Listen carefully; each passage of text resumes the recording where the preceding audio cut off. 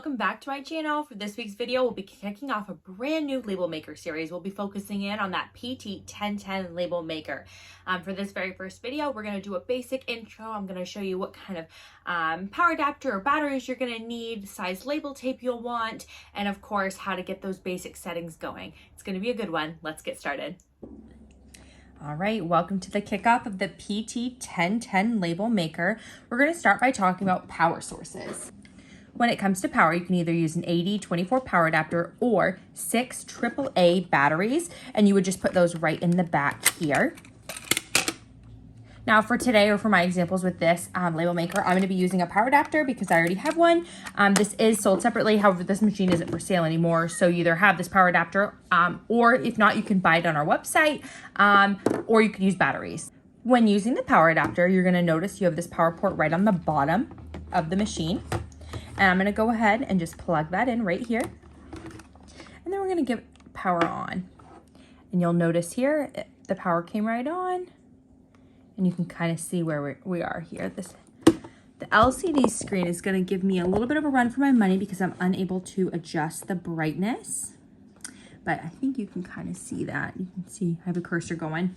All right, so with this machine, I'm going to start with the initial settings, which would include language, unit of measurement, and date and time.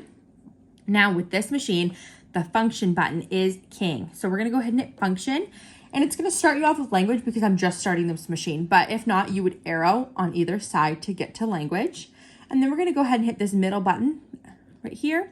And then you have 18 different languages to choose from. And then you would just find your preferred language by arrowing over. In this case, I'm gonna go with English. And so I'm gonna go ahead and hit this button again. And now I'm set to English. Now, in terms of unit of measurement, you can either choose millimeters or inches. So again, we're gonna hit function. We're gonna arrow here until we see unit. And there we go, we've got unit. And then we're gonna go ahead and hit this button at the bottom here again. And then you'll notice you have inch or millimeters. And then you can arrow through and then hit. So now we've selected our language and our unit of measurement. The next thing I'm going to show you is date and time. And now to do this, we're going to go ahead and hit the function. Note, I did not click this. I clicked function and we'd arrow to time date. We're going to go ahead and hit this enter button. And then we're going to go ahead to clock and hit enter. Now the last time this was formatted it's for 2007. So we're going to give it a little bit of an upgrade. And so let's say we want to do December. And then we'd arrow over to the day because we did the month first. And then we'll do December, I think let's say the 7th. And then we'll arrow again to the 2022 and hit OK. Now for time, we'll go, it's 3, so 0, 3, arrow to 13. So it's 3:13, enter, and then you can decide between AM or PM. Arrow, arrow, and I'm gonna go PM.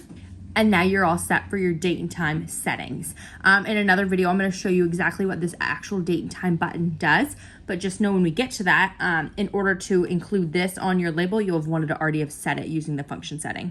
I hope you're enjoying what we're doing so far. Please don't forget to thumbs up this video and subscribe to my channel. Seriously, it helps me tremendously and it takes just a second. Okay, back to the good stuff. Next thing I'm going to show you is we've gotten to turn on power on. We've done our initial settings. So now you're updated on your language, your unit of measurement, and of course the date and time. And a couple little things to note. The first being that this machine is going to automatically turn off after 5 minutes of you not pressing any buttons. So just keep in mind, if you actually forget, it will turn off. Your batteries won't run dry, or the power adapter won't stay on the whole time. And then I'm going to show you how to do a quick reset. And then we're going to go into how to enter label tape. So for a factory reset, let's say something's frozen or you're having issues and you need to do a reset. It can be done. The one thing I want to warn is that when doing a reset, if you have any saved files, which I will show you how to do in a different video, if you have any saved files, they will be wiped clean, okay? So when it comes to a factory reset, the first thing we're going to do is turn off our machine.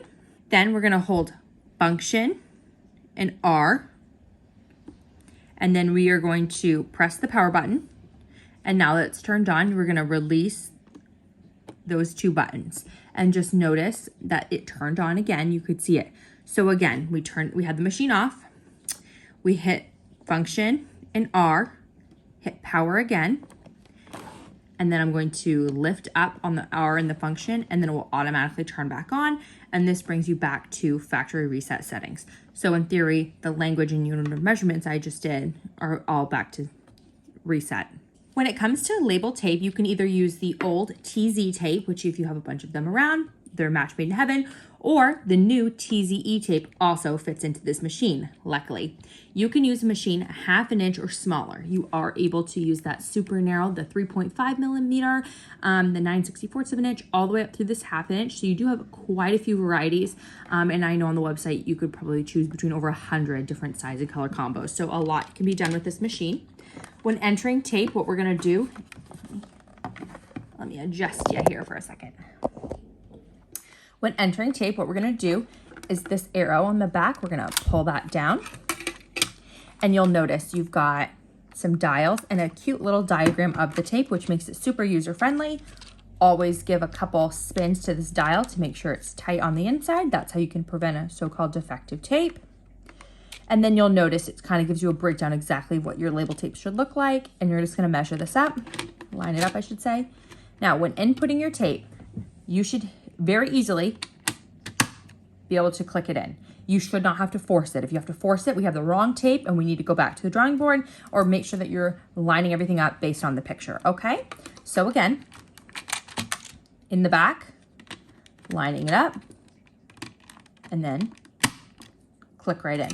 Now we're gonna go ahead and stick this back together, and then you should be all set to print.